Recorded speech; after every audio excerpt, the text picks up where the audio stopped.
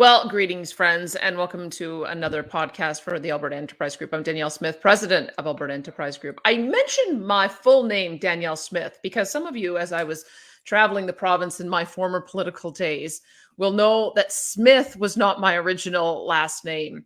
When my great-great-grandfather, Philippus Kolodnicki, came over from the Galicia region of Ukraine, what is now Ukraine, I guess this region has changed hands about 5 times over the course of its history.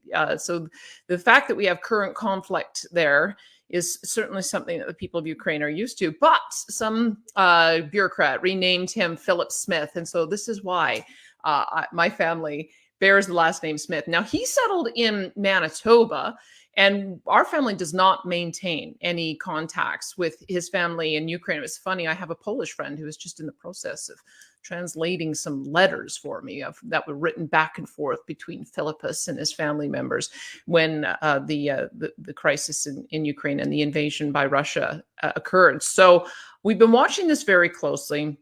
And even though I do not maintain current ties to Ukraine, Alberta most certainly does. We have a very large number of Ukrainian families, large numbers, especially in many of the regions up and around Edmonton.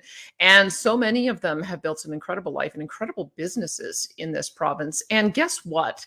They are stepping up in a huge way to help. My colleague, John Liston, was watching things as they unfolded over the last number of weeks and thought, you know what? I bet that there's some folks that I should be reaching out to see if there's something we can do. So he reached out to one very prominent member of our community, a name that is well known to us all, former premier.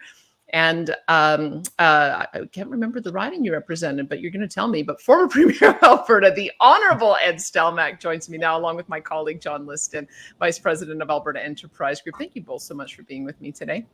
Good morning. Thanks for having us, Danielle. You bet. So, John, I'm going to just start with you, and you're going to tell me how you ended up reaching out to Mr. Stelmach so that we can understand the extent to which he and the Polish community as well are working to bring aid and comfort to those who are displaced in Ukraine. Thanks, Danielle. And listen, somebody once told me when bad people do bad things, good people have to step up. And so I was watching the news, and we've all been thinking and praying for all of our Ukrainian friends. But when I saw the news and I saw that Ed was doing some things, I thought, I don't know what I could do, but I'm going to make a call and see if we can help. So I tracked down the Honorable Mr. Stelmach, and we just started talking a little bit about what they're doing. And then I said, "What do you need?" And he said, "Well, right now we're looking for warehouse space." And so we were lucky enough as leaders of this group called Alberta Enterprise Group to have a wide variety of business leaders. And I went out to about 10 or 15 of them and just said, we need some warehouse space for a few weeks. Anybody help? And all of a sudden, everybody was jumping in with, yes, what do you need? When do you need it? Where do you need it? You need money. This is what businesses do. People all think that profit is a greed word. Well, profit allows businesses to be able to do exactly this, which is to step up in a time of need and do some extraordinary things. So we've been introducing some of our business leaders to Mr. Stelmach and his team, and they're just doing some extraordinary work. So enough about me. Let's hear from Ed and the project that is underway.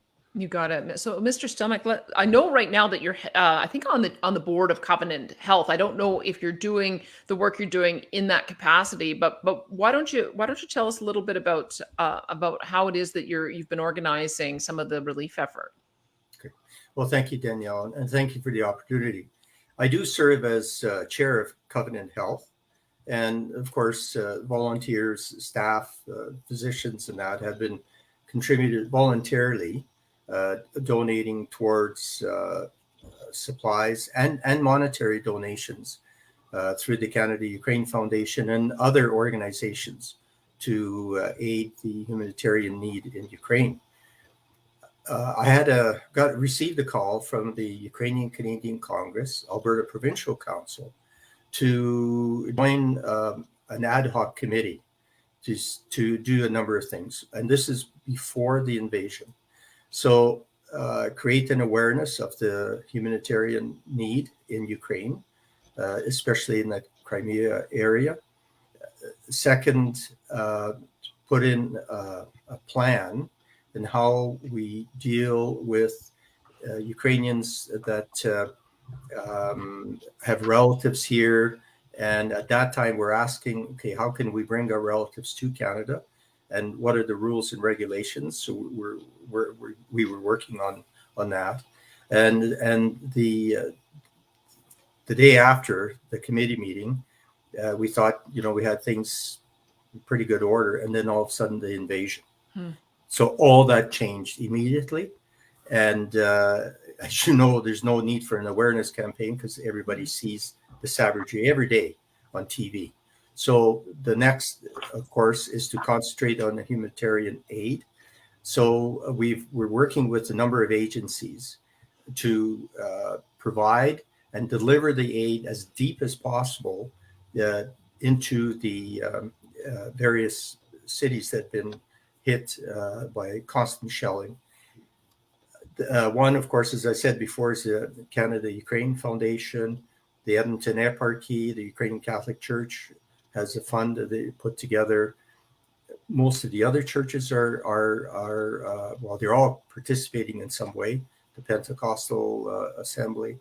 And when we were looking for volunteers, for help, a sponsor, then I connected with Thomas Lakazik, who is a member of the Polish community. He was one of the many people that came to Alberta following the downfall of martial law in Poland about 40 some years ago. And so we have the Canadian Polish Historical Society joining us, and they're the sponsor. He's been working with LOT Airlines. We have Shell that have come forward and saying, is there something we could do, Shell Oil, in terms of maybe fuel, offsetting some of the costs. We have excellent participation from the airport authority, their waiting fees. We also have the specialized handlers that put the supplies together properly in the plane. Nagel, who will be providing the service. And of course, when John blasted the email to all of your members, within minutes, literally within minutes, we had at least 6 calls said, look, we're here to help. Just tell us what you need. So we'll be going back to some of the people because we're getting a truckload of supplies from St. Stephen's Parish in Calgary. And the clubs in Red Deer have indicated also that they'll be putting some goods and supplies together. So it's quite a monumental task, and we're also looking for someone with some logistical experience to ensure that things flow smoothly. And we do have that. But Mr. Stelmach, I noticed that John's taken a note there. So as you're talking, he's going to be taking notes of all the members that we can call. Would you mind just giving me a bit of a history lesson? Because as I mentioned, my family history does not come from Alberta, but yours does. And I want to understand a little more about why we have such a large expatriate Ukrainian population and why they're sort of concentrated in the Edmonton area. Can you tell us a little bit about your family history and extend that out a bit? Certainly. Well, the cradle of Ukrainian settlement is a community called Star, which is about 7 miles north from the town of Lamont. The first family was Pilipul and Elenek in 1891. And then that first wave, my grandparents came here in 1898, also from Western Ukraine, a village called Zavedje, just northeast of Lviv. They came just like all of the other settlers with basic essentials, some tools, and incredible faith and this desire to build a better life. So till today, I'm and our family is forever grateful, and I'm sure all the other families are grateful that they made that difficult decision to come to Canada. And since then, we've had a number of waves of people coming from Ukraine, from that part of Europe.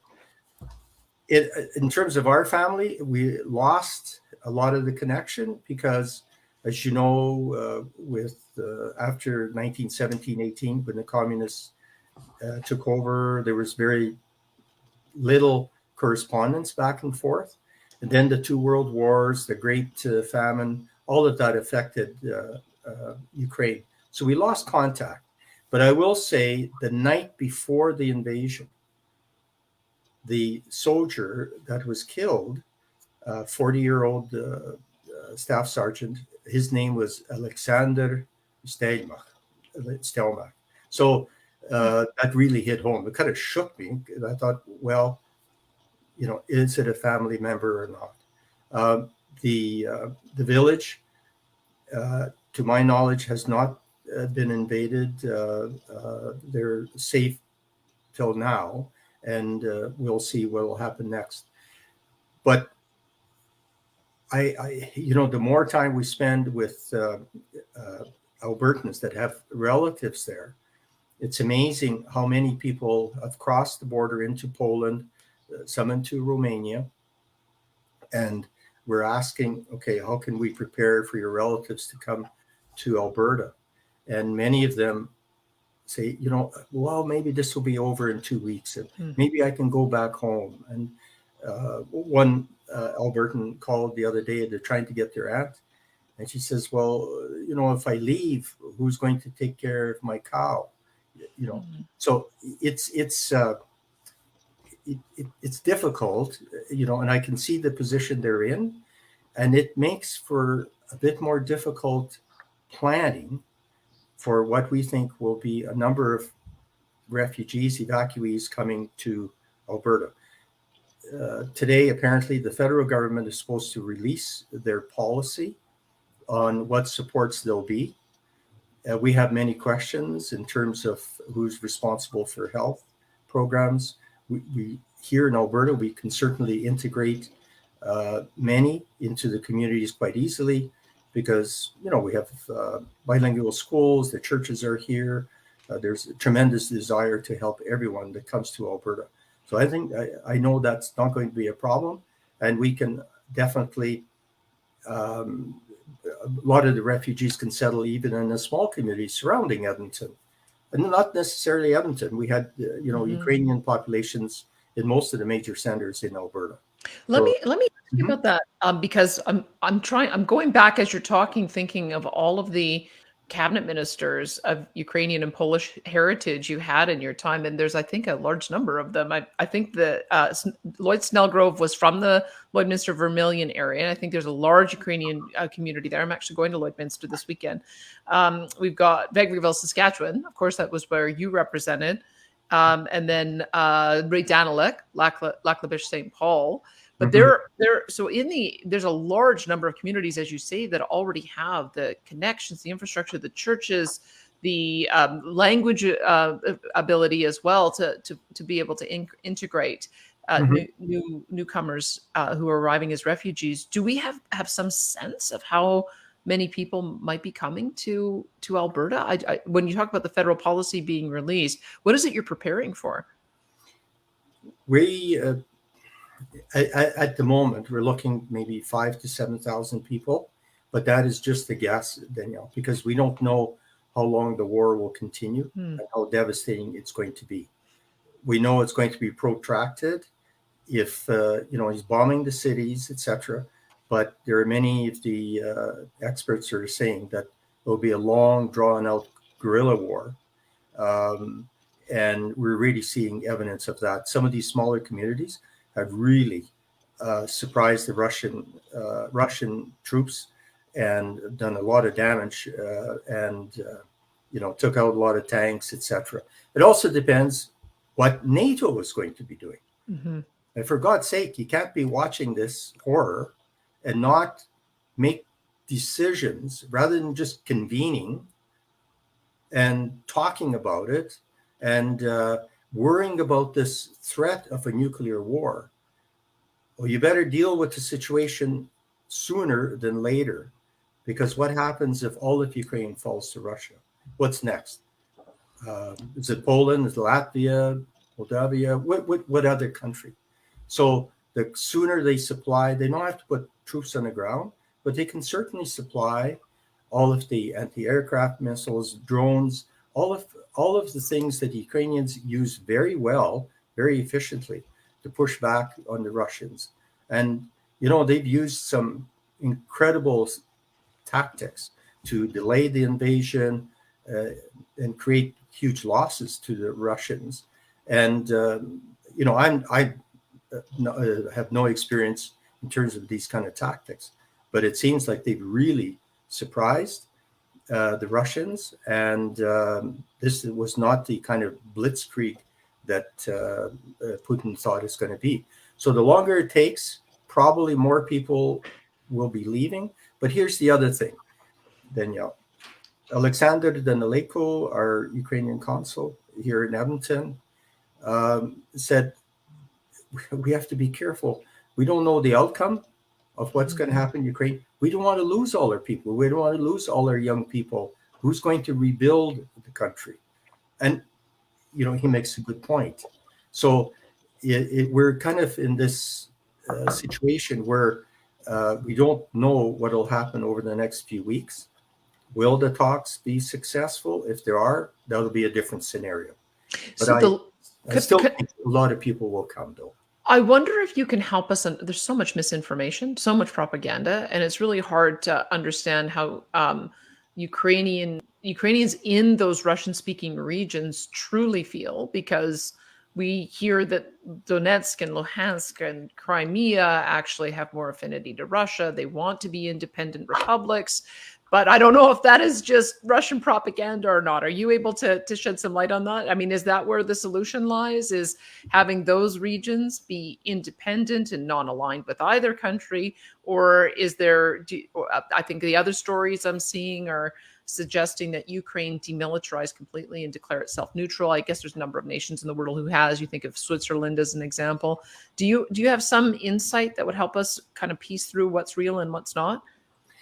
We have a number of people in the Canada-Ukraine Foundation that have a tremendous knowledge of the particular area that you're talking about, Donbas, that the Crimea region.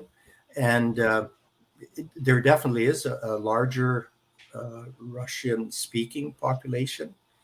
And maybe, and I don't know where the talks are today, they may be looking at some, giving some parts, creating some sort of an agreement.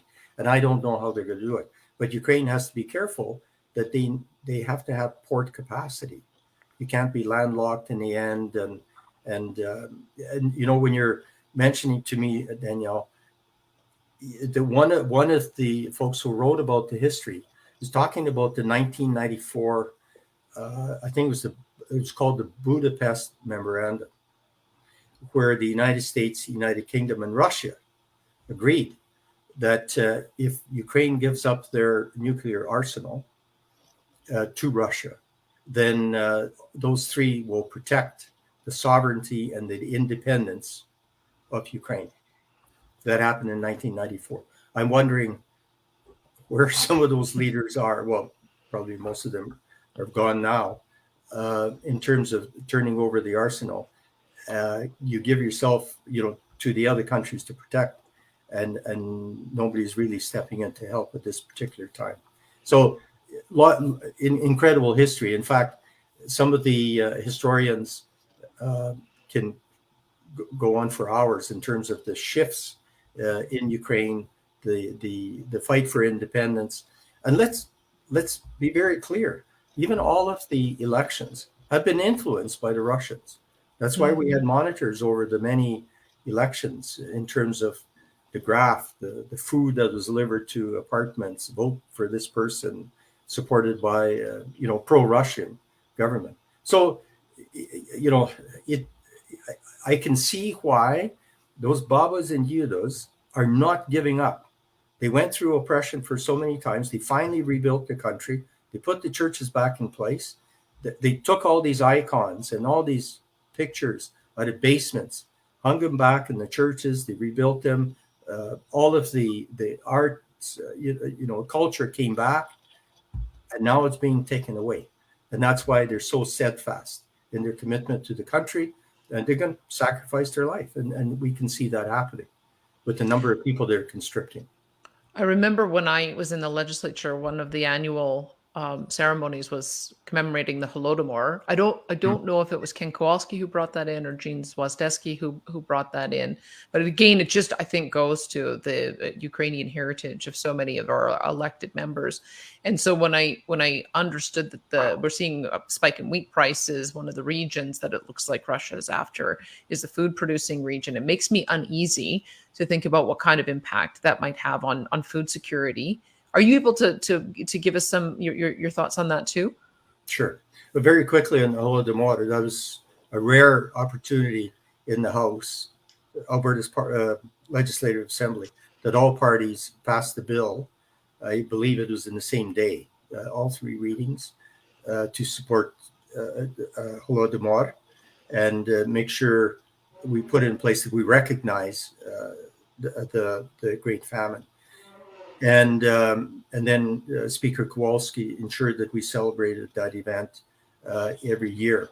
Coming back to world food supply, it's a serious matter. Ukraine produces 25% of sunflower, for instance, fertilizer. They're a great wheat exporter. I believe since independence, their productivity, just being more efficient in productivity. Now they're a major wheat supplier, exporter to different countries around the world. Some of the issues, like in sunflower, for instance. So it's an oil. It's already affecting the oil market. And given the fact that the Russians have mined a lot of the good agricultural land, and also are trying to seize all the ports, very little of a product will leave Ukraine. And I'm kind of envisioning, how the heck are you going to be out in the field planting your crop if you've got missiles and bombs flying over your head? So and both Russia and Ukraine will limit their exports because they have to feed themselves. So it's going to have a huge effect on prices of wheat, some of the edible oils, and fertilizer for sure. So we're already affected in Alberta and Canada. Fertilizer is more than doubled. Some of the issues are related to supply chains, but most of the fact that a lot of those products, Ukraine played a very important role in the world market. So it's going to increase our food prices. We see that happening, but we haven't seen the end of it yet, because with the destruction, the rail, the bridges, how do you get back to somewhat normal? It's going to take years. I did an interview on the News Forum with Tim Pickering, who's a financial analyst, and he was of the view that seizing that agricultural land area was part of the reason for the invasion. What reason does Russia have to take over that production of food? I don't think there's anybody that can get into Putin's mind. It's difficult to comprehend how a person can have such incredible control over his citizens, the fear, the oppression, and some say he's the richest man in the world. So why do this? After this, where do you go? You're marked now forever.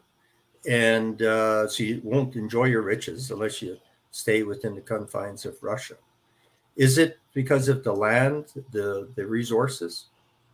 Could be. Russia is incredible output now. And we're helping. Where does President Biden go to buy oil? Goes to Russia, not to Canada. And it's just the hypocrisy of this, and that's why Canadians especially Albertans, are so upset at the current situation. But there's so many other resources in Ukraine that would definitely boost Russia's total economic output. And that could be the reason. But this thing about, well, if you don't sign with NATO, if you sign with NATO, then we're worried about you, some oppression in Russia. That had no substance. It was just an excuse. And we watched all of the personnel, the army personnel, the troops at the border for weeks. And we could have been applying sanctions then, not after. You got to be proactive. And remember, Putin is a former KGB, the highest level of KGB. If you read one of his, there's a lady, and I don't know where she is now because he was trying to, if I know where she lives, he wrote a autobiography of Putin. And he was in Berlin when the wall was coming down, and he made a personal note. It says, a lesson, don't give the power to the people. And he watched that wall coming down. So this is the mindset. And probably that high up in the KGB is probably psychologically changed. And because there can't be any remorse, there's no conscience, there's no heart. I don't know how cold a person can be to do this. So I don't know. Danielle, you can see all of the opinion writers around the world have all their opinions. But does anybody really know? I don't think so.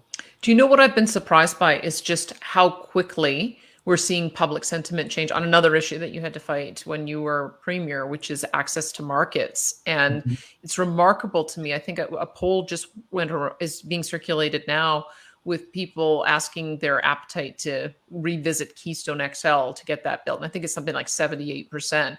We're having discussions about different nations banning the import of oil, natural gas, and oil products. Really difficult to do since Russia provides, I think, something like a combined 11 million barrels of oil per day equivalent.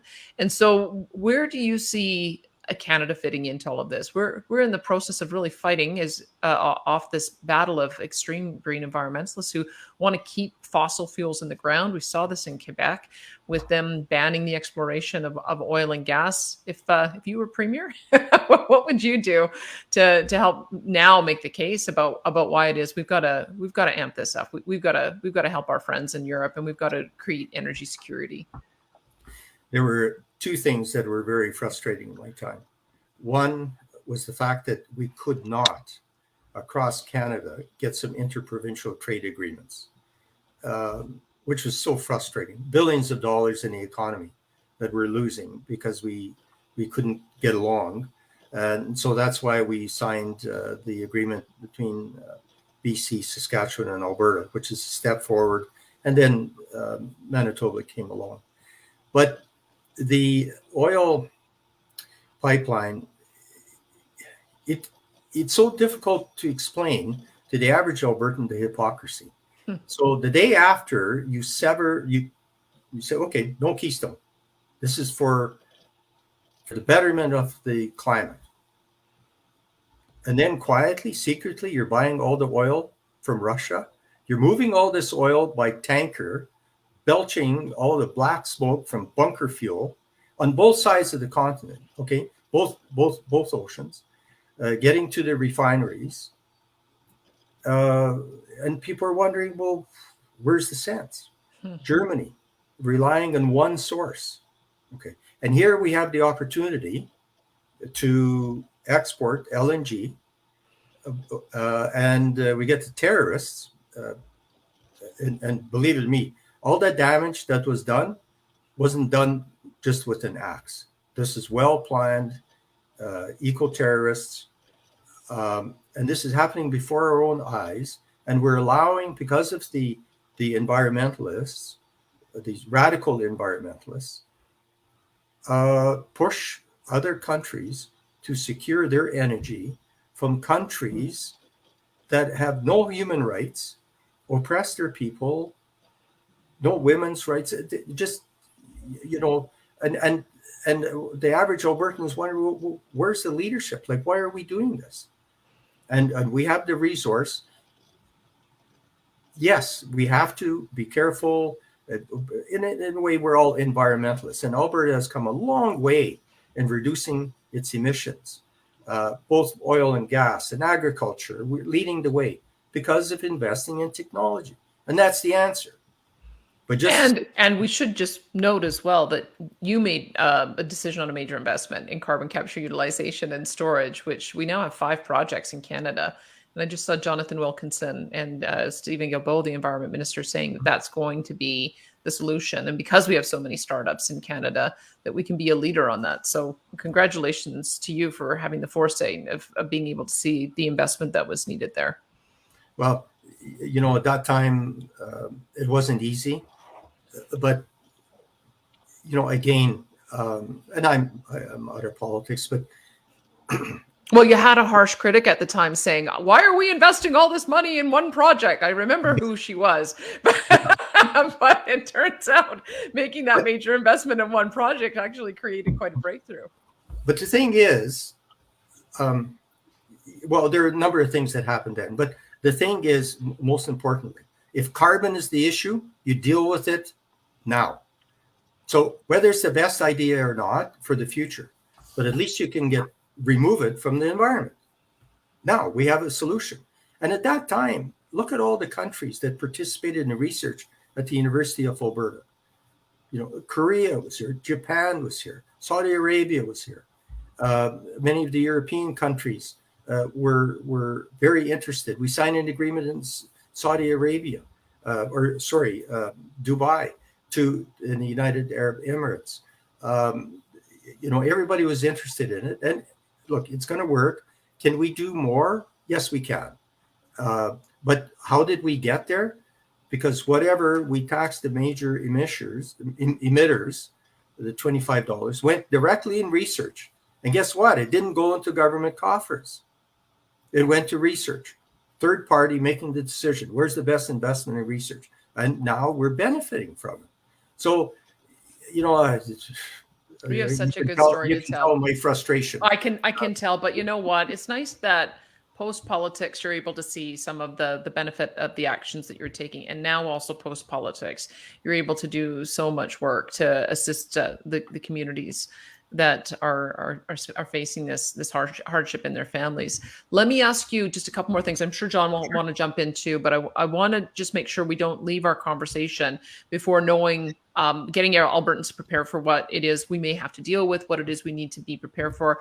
Obviously, we've got a lot of work to do on energy and natural gas and making the case that we can be the secure supplier that's also environmentally sustainable and affordable. We obviously are going to have to do more work, it looks like, in the agriculture sector to make sure some of those food shortage issues are addressed. And it sounds like as well, if we're going to be welcoming a number of refugees here, we've got to be prepared for that as well. What else can you tell us about what we might be needing to plan for if this ends up extending over months or, heaven forbid, years? With respect to energy and green energy, I just hope that we find a balance. We're going to require fossil fuels for the next number of decades. We'll move towards greener technologies. There's no doubt about that. But let's not rush it, because what's going to happen is we might get tied like other countries where the cost of energy has inflated dramatically, and as a result puts additional pressure on our productivity, our economic productivity, but especially on the average citizen. And we're already seeing that in Canada and really in the North American continent. Europe, they always had higher energy prices, but we're going to see those increase dramatically. So that's a worry for the future.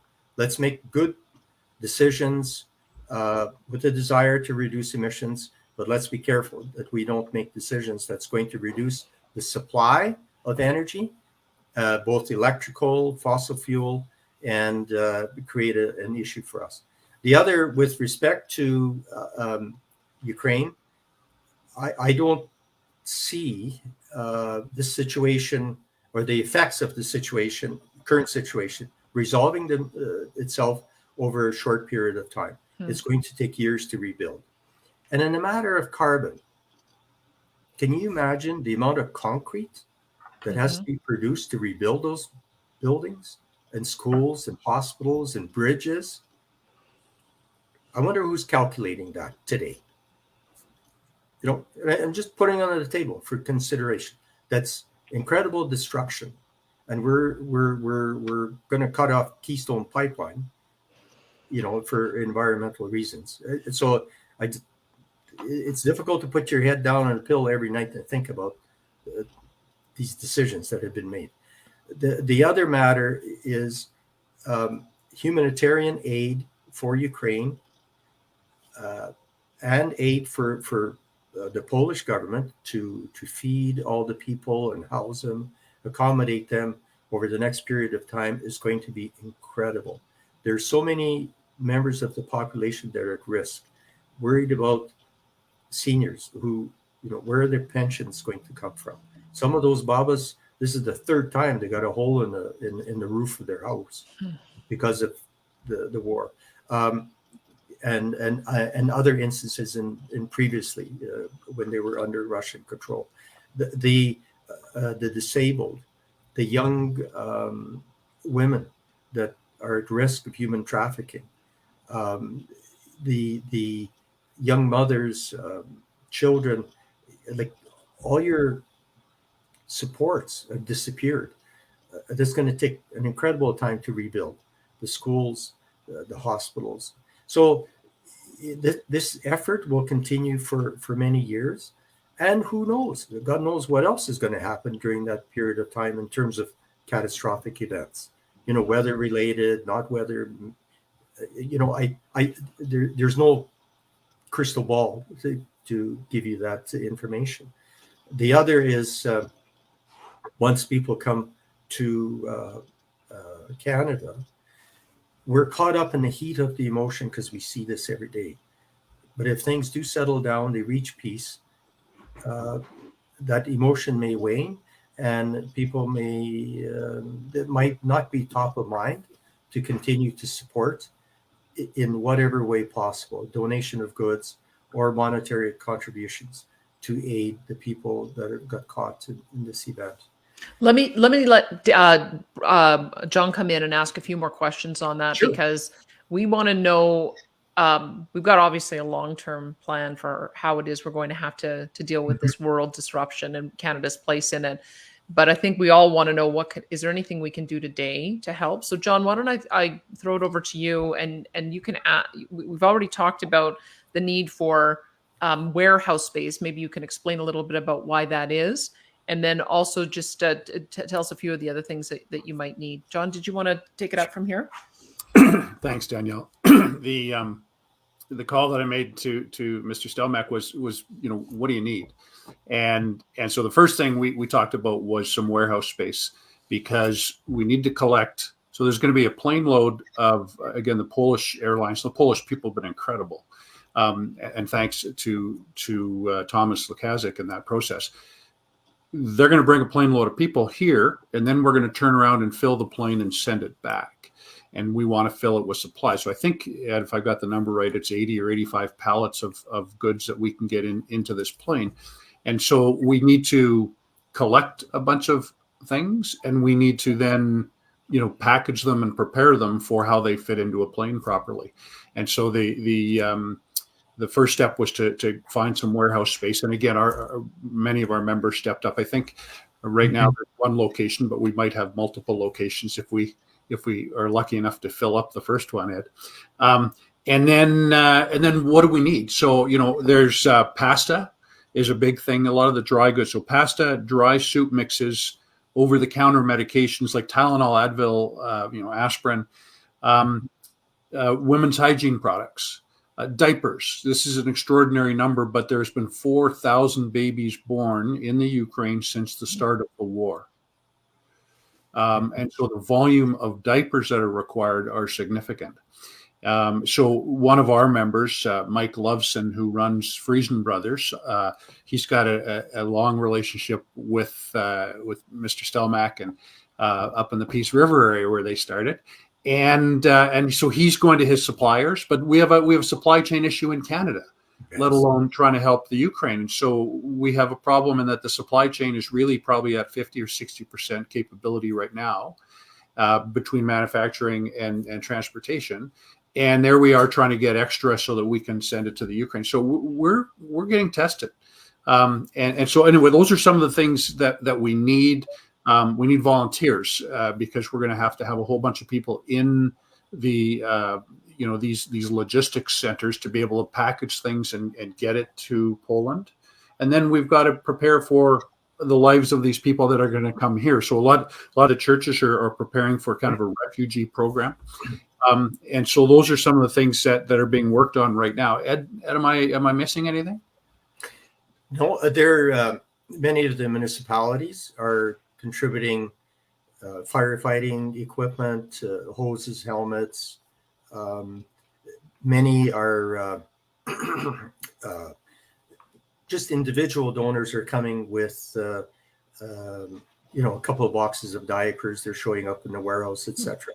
But I just got to relate to you, John, a story. One of your members called yesterday.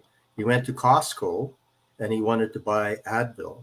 So he says, why am I going to buy just a small cart? So he bought the whole case, went to the till and said, sorry, sir, we can't sell you that quantity. The most we can sell you is 3 of the containers, the bottles. So he told them what it was for, and they said, no, this is the policy. So a manager had come and said, no, we can't. So he asked people in the lineup, says, well, look, I'll give you the money, to buy 3 containers, and we'll put together the box. So that's just an example. Here's a challenge. If you want to buy a large quantity of over-the-counter drugs, you might have to take the whole neighborhood to. He sounds like he was successful, at least, in getting the whole pallet or the whole box, was he? Yeah, he was working pretty hard, and but that's just an example of some of the challenges we have. But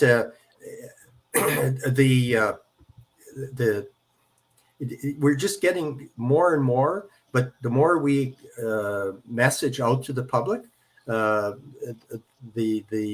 more donations are coming, and look, families are strained economically here as well. It's not that easy, but boy, I'll tell you, and I got to put a word in also for a classmate of mine, Dennis Scrabo. Dennis we used to sell Fuller brush when we were in high school. I had my driver's license a few months before Dennis, and he had this 54 Ford station wagon. And we'd go to Edmonton, we'd fill it up full of Fuller brush products and come out to Andrew. And of course, we both spoke Ukrainian, and he'd have the franchise area north of Andrew. I was south, and we'd be selling brooms and brushes and fly spray and God knows what. Well, over the years, he's put a group together, and he's been doing humanitarian aid to many countries in South America, Mexico, and he's doing this yeoman work with his group in Ukraine. And so it's also, he's with the Pentecostal Assembly churches, and they're also helping in this endeavor. So, and he's got the experience. They've got people on the ground also, because you got to know your way around to get to the many communities in Ukraine safely, whether it's possible or not. But so it's just an example of the number of people that are pulling together. It's remarkable. It makes it a little more difficult to figure out the best point of entry for someone who wants to help. So you've mentioned Pentecostal churches, you've mentioned the Polish community. You've mentioned St. Stephen's, I think, as well. Yeah. What is the best way if somebody wants to make a donation or a physical contribution? Is there sort of a single point of entry we can direct them to?